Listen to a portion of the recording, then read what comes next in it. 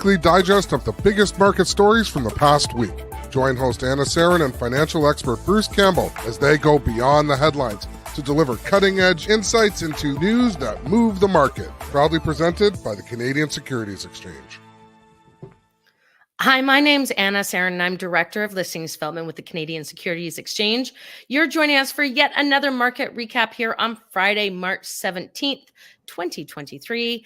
I am joined by my wonderful co-host, Jordan Youl with StoneCastle Investment Management. Thank you for joining me, Jordan. Yeah, it's good to be here. Thanks for having me. Listen, most of the time when Jordan's here, we all know what that means, and that means Witching Day. And I really hope everyone knows what that means by now. It's always a pleasure to chat with you, Jordan.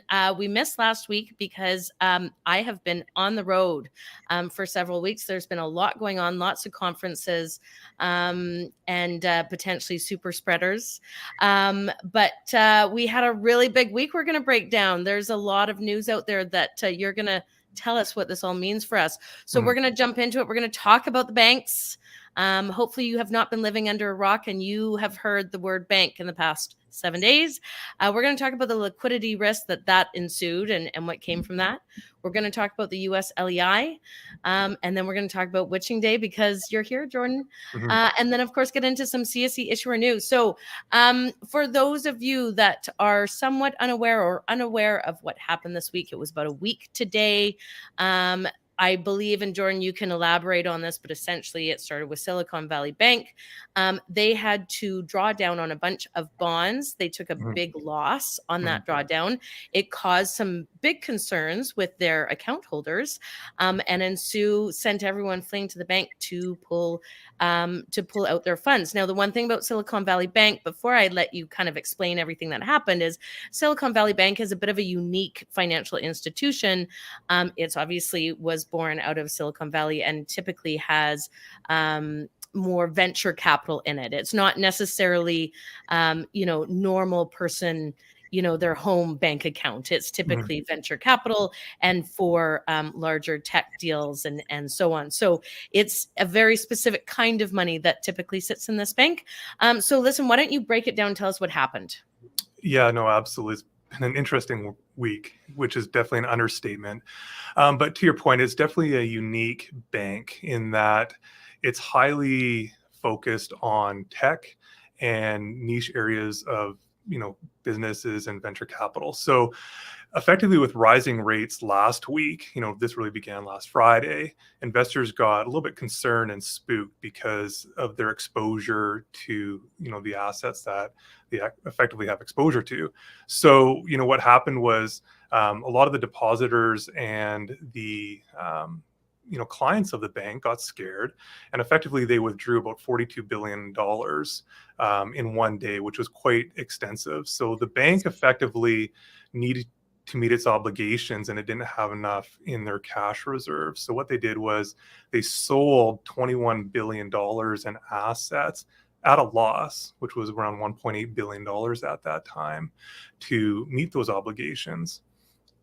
So what they did was they subsequently effectively went to the market and tried to raise $2.25 billion to kind of plug that hole. Investors got spooked, they got scared, and effectively, all havoc broke loose. Right. And so I think I talked about this recently with Bruce, and I think this is just important for people to understand. When a bond is being issued, it's issued at typically the current rate. So let's pretend it's at 4%, it gets issued at a coupon rate of 4%. When the next, as the governments have gone out there and increased rates, there's a new bond that comes out and that might be issued at 5%. What happens to that bond that was issued perhaps last year at 4%, it now gets sold at a discount, right? Because so bonds essentially tend to trade either at a discount or a premium that matches the current bonds that are being issued. So when they're trying to unload a bond that might have less of a coupon, they're taking a hit on that. And that's why there was that loss of 1.9 billion. Is that correct? Yeah, absolutely. So it was a combination of like mortgage-backed securities and treasuries that made up that loss of 1.8 billion. It also, I would imagine, now we see this in the junior space a little bit more often, but maybe you can touch on this. I would imagine too, trying to unload, especially as a large financial institution, trying to unload that much, it also puts pressure on it in the secondary market, doesn't it? Yeah, without question, absolutely. So, the shareholders and investors of the company got scared, and effectively they were selling, which caused a lot of distribution selling pressure on the underlying security for sure, because they're not necessarily protected, right? So the FDIC, which is protecting the bank clients, instilling confidence that your money is safe and you'll have access to your capital, which is great for the depositors, but not so much for the shareholders. Right. And there's also rumblings, and I don't know how much of this is official yet, but the rumblings is this is mismanagement of Silicon, or this is what the media is saying. This is mismanagement of Silicon Valley. They were unloading the bonds to fix their mismanagement. It made everyone scared. It created this big issue. But my question is, and what I've kind of been thinking about for the past week is they're saying that part of this had to do with rising interest rates. So as we're Mhm. seeing bonds or leveraging within companies across the globe come to the expiration of this debt, when they have to go reissue new debt at higher rates, is this going to be a big squeeze globally? Like, are we going to start seeing this perhaps over and over again? Potentially, like this was a starting point, right? So as investors, we're looking under the rocks, right? We're looking for risk, across the board. So, the regional banks in particular have been hit quite hard this week. There was some support, like, Credit Suisse got a handout earlier this week. JP Morgan, Wells Fargo, and a few other of the majors helped First Republic yesterday by injecting $30 billion just to try and instill confidence in the bank. That's not really panning out in a positive way today. Last time I looked, First Republic was down around 25% intraday today. So it's definitely causing like a ripple effect, not just here in North America, but across the geographic spectrum, right? Well, I think as investors, we're a little beaten down. It's been a rough few years. So we might jump to fear a little bit quicker than we used to. Can you explain why these larger banks would bail them out? I mean, I get that the reason why, but why would they do it? Because I know the government at some point will be jumping in as well, right? Or they already have? Well, Yellen spoke yesterday saying like the banking sister or the banking sector is in very good shape, right? But a lot of the larger majors, they go through these stress tests on a regular basis, and the big majors are in pretty good shape at this point. So the cash on hand is there to support. These smaller regional banks, and with JP Morgan injecting a couple $1 billion, that's like a rounding error, based on the value of the company, right? So there were several as a group took the risk to inject that capital to try and keep this company afloat. Is the capital that they inject, is that capital? Do they become shareholders of the bank? I'm not really sure. Oh, No. okay. No. Just curious how it all works. I mean, it's amazing when these things happen at this magnitude.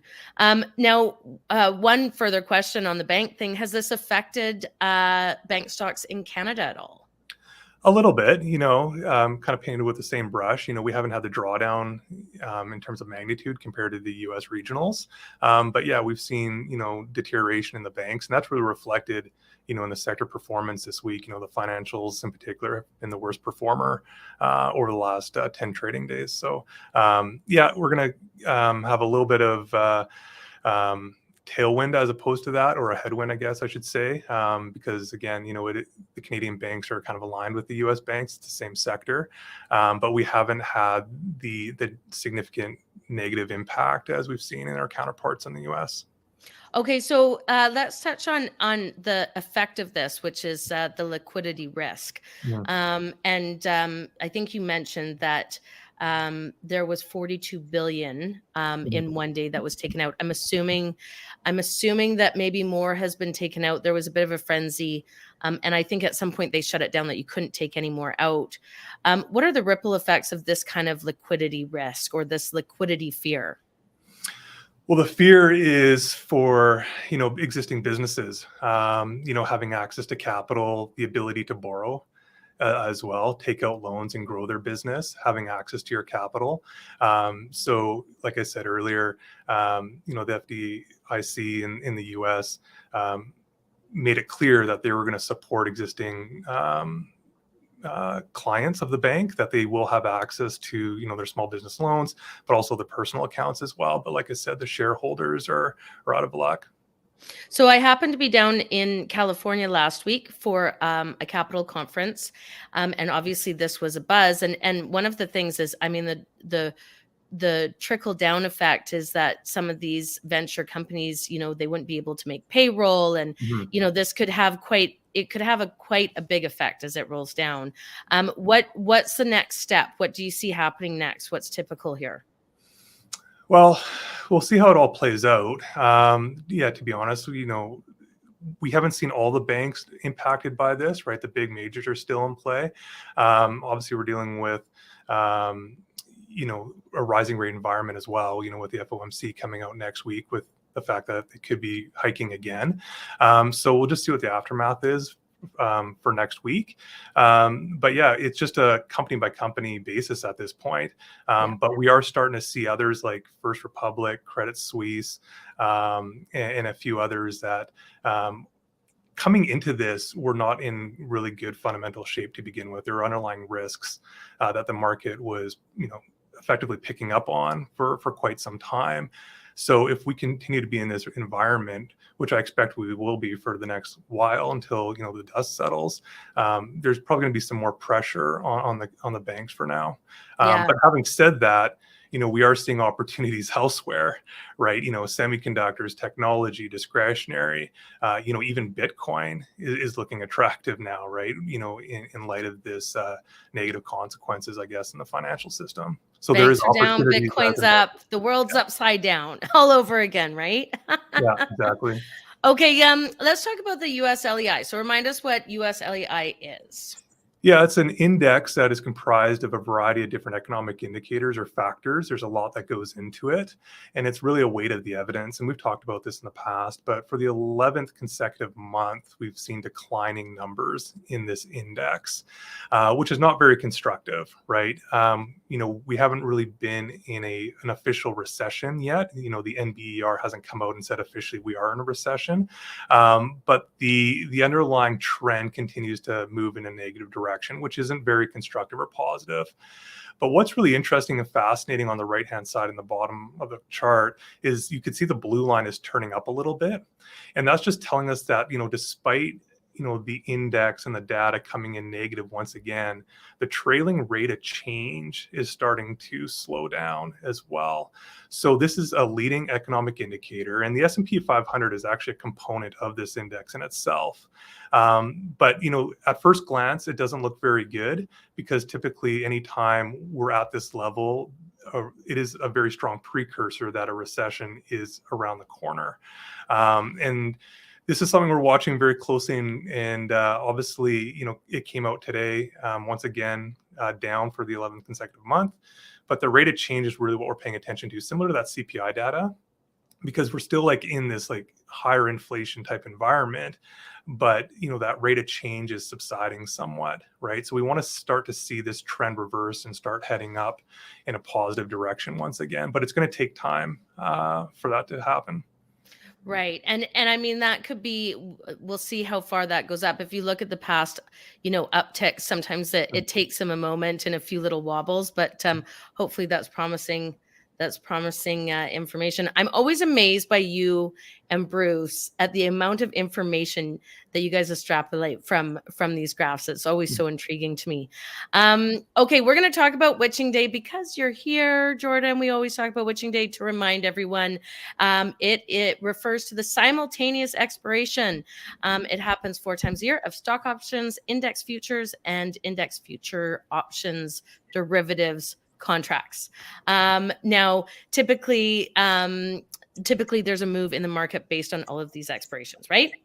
Yes, absolutely. We tend to see an uptick in volatility. That could go either way. That just indicates the fact that intraday we can see some pretty big moves and swings in the market.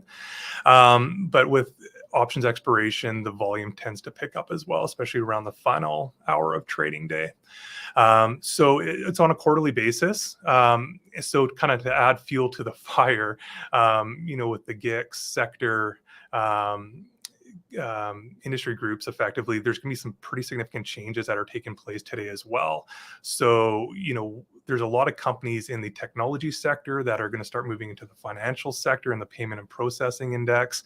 And there's some that are coming out of other sectors going into technology. And that is going to add more volatility as well, because a lot of these ETFs or that are sector focused, or PMs or institutional money managers that mimic or track the index are going to have to make adjustments, right? They're going to have to sell those companies and replace them with the new ideas or the new companies. So that could add kind of fuel to the fire with an already typical volatile day. Interesting.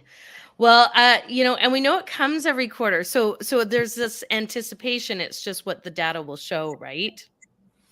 Yeah, it's expected, but based on the macro environment and all the cross currents that we're seeing this week in particular, it's going to be probably a little bit more noisy and volatile than we've seen previous quarters. Absolutely. Okay, we're going to talk about some CSE issuer news. We had a new company list with us this week. We just did their market open, Solar Bank Corporation, and they've done quite well since they started trading. Solar Bank is an independent renewable and clean energy project developer. It's focused on distributed and community solar projects in Canada and the USA. It develops solar projects that sell electricity to utilities, commercial, industrial, municipal, and residential off-takers. It maximizes returns via a diverse portfolio of projects across multiple leading solar markets. I'm a big fan of starting to see companies like this come to market. The market is obviously liking them. If you take a look at their chart, are you starting to see more? Are you guys taking a look at more companies that are focused on this type of thing? We are, for sure. And, just to put things into perspective or context, when we're scanning for ideas for new investment opportunities and we're looking at the different industry groups that make up the benchmarks, just as an example, the Dow Jones sector industry group, there's about 104 of them, and we track them and rank them based on technical attributes and what have you. Of the 104 sectors, these solar companies are like in the top 5. There's Really? First Solar in the US, and in this sector or industry group in particular, all else equal, is one of the strongest industry groups right now, from a technical perspective and from a performance perspective. So the timing is great, for this issuer, but there's a lot of accumulation and demand and buying power in this sector currently right now. And that kind of goes back to my point or comments a few minutes ago, where, despite financials being really underperforming, this week and whatnot, and being out of favor, the semiconductors, the renewable energy, for solars of the world, Bitcoin, like there are opportunities, the semiconductors as well. There's opportunities to pull out returns in these challenging markets right now. Well, and look, I think this is one thing I love about the secondary market. There's lots about the secondary market that does sometimes make you want to pull your hair out, but the market speaks, and I think our investors, this is the kind of companies that they want to see on the market. This is the type of stuff they want to invest in. This is the type of stuff they want to see advance in our society in general. Is some capital flowing to this. So, and I think on the CSE, that's why I love the CSE so much. We really are that platform for so many diverse sectors that have the ability to raise the capital and be able to go out and execute their business model. So congratulations to them.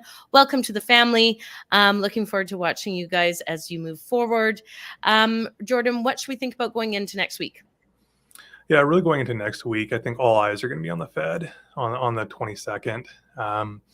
There's been significant change in expectations over the last couple of weeks. When Powell spoke last Tuesday and Wednesday, he was very hawkish. That kind of changed everything. Yield started to go up, which kind of was the start of, the banks, on Friday rolling over. But, having a hawkish tone, the expected probability of going 50 basis points, which was really not on the table a few weeks ago. That's what really the market was pricing in and expecting. Well, because of the turn of events this week, there's a chance that the Fed might not hike at all. on the 22nd, or only go 25 for a hike. So there's a lot of pre-pricing in the bond market right now, and that's what's kind of adding fuel to the fire with all this volatility that we're seeing this week in the markets. But I think really what the market is going to be paying attention to next week is the speech after they come out and see, what their expectation is or what their mindset is moving forward, and the market will adjust based on that. Well, I think in light of what happened, if they do decide to increase rates, because people are not going to be happy about that. I think just even investor sentiment will be, will have a tough time with that or swallowing that. And that's why the speech will be important, is if you are increasing rates, you would hope that there's a very distinct strategy in place, that we're going to keep the rates going up, but here's how we're going to handle what's going on. Wouldn't you say? I do. And, I spend a lot of time talking to advisors and do-it-yourself investors. And right now, you can buy, 6-month paper like treasuries and it's yielding like 5%, right? And it's government backed, right? With liquidity. So, you can get a nice return with very little risk right now.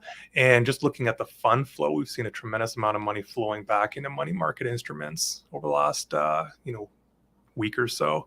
And that's just really indicating the fact that, investors still remain quite pessimistic or cautious right now for the markets.